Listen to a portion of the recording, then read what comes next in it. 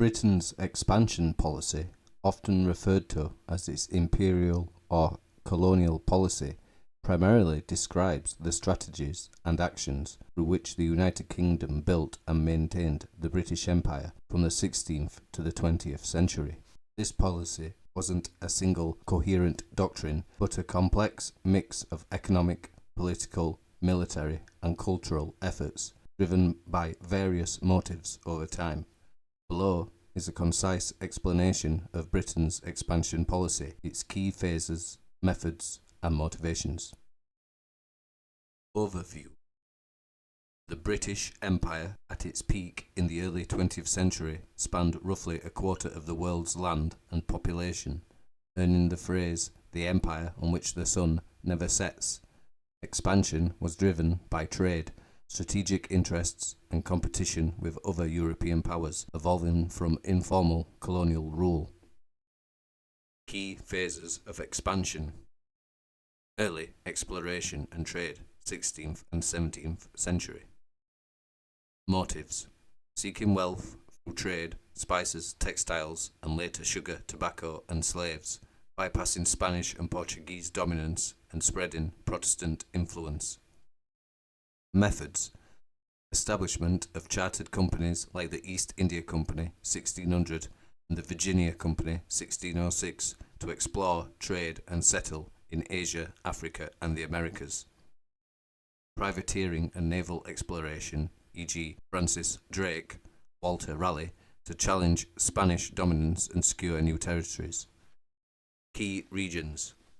Early colonies in North America, e.g. Jamestown, 1607, Caribbean, e.g. Barbados, 1627, and trading posts in India. Mercantilist Empire, 17th to 18th century.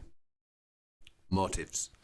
Mercantilism, an economic policy aimed to maximize exports and accumulate wealth, drove expansion. Colonies were seen as sources of raw materials and markets for British goods. Methods. Navigation Acts, 1651 to 1696, ensured colonial trade benefited Britain by requiring goods to be shipped to British vessels.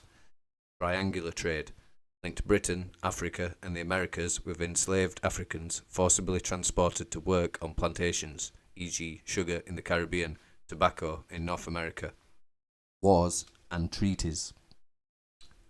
Conflicts like the Anglo-Dutch Wars, 1652 to 1674, and the 7 Years' War, 1756 to 1763, secured territories, e.g. Canada, parts of India, from rivals like France and Spain.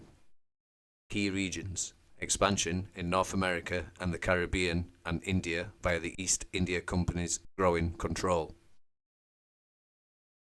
High imperialism, 19th century. Motives. Industrial Revolution demands for raw materials, e.g. cotton, rubber, markets for manufactured goods, strategic control, e.g. Suez Canal, and a sense of cultural superiority, civilizing mission. Methods.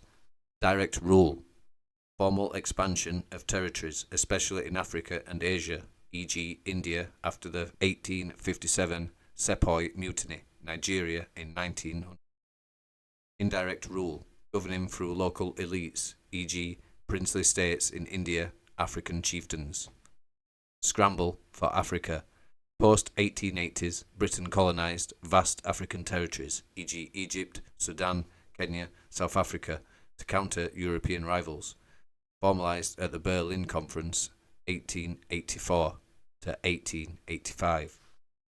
Military and naval power. The Royal Navy ensured global dominance, protecting trade routes and enforcing colonial control. Key regions. Africa, South Asia, Southeast Asia, e.g. Burma, Malaya, and Australasia, Australia, New Zealand. Late Empire and retrenchment, 20th century. Motives. Maintaining strategic and economic dominance amid rising nationalist movements and global shifts post-World War I and II. Methods.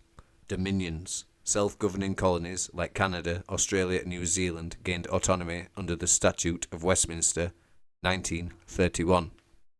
Decolonisation.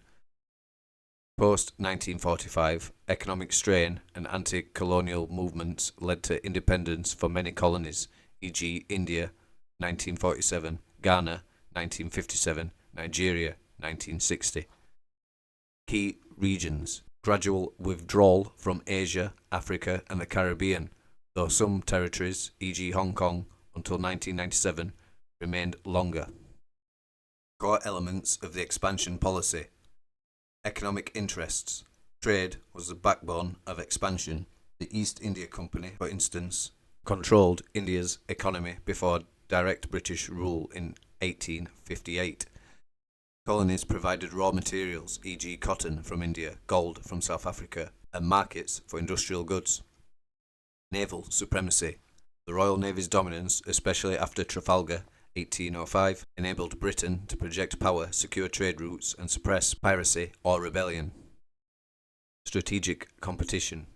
Rivalry with Spain, France, and later Germany and Russia drove Britain to secure key regions, e.g. Gibraltar, Suez Canal, to protect trade and military interests.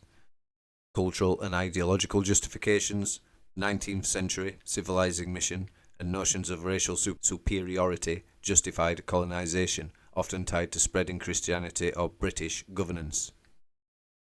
Settler colonialism. In places like Canada, Australia, and New Zealand, British settlers displaced indigenous populations, creating permanent colonies with British institutions. Impacts and legacy. Economic. The empire fueled Britain's industrialisation and often exploited colonial economies, creating dependency and underdevelopment in some regions. Cultural. English language, law, and institutions spread globally, but indigenous cultures were often suppressed and marginalised. Political. The empire's structure influenced modern nation-states, though decolonisation left complex legacies, e.g. partition of India, conflicts in Africa. Criticism. Modern perspectives include discussions on X, highlight the empire's exploitation, violence, and cultural erasure, with calls for reparations and acknowledgement of colonial wrongs. Modern context. As of 2025, Britain no longer pursues territorial expansion, focusing instead on global influence through diplomacy, trade, and the Commonwealth of Nations, a voluntary association of 56 former colonies. Recent debates, visible on platforms like X, centre on Britain's colonial legacy, with some defending its historical contributions, e.g. infrastructure, legal systems, and others critiquing its human cost, e.g. slavery, forced displacement,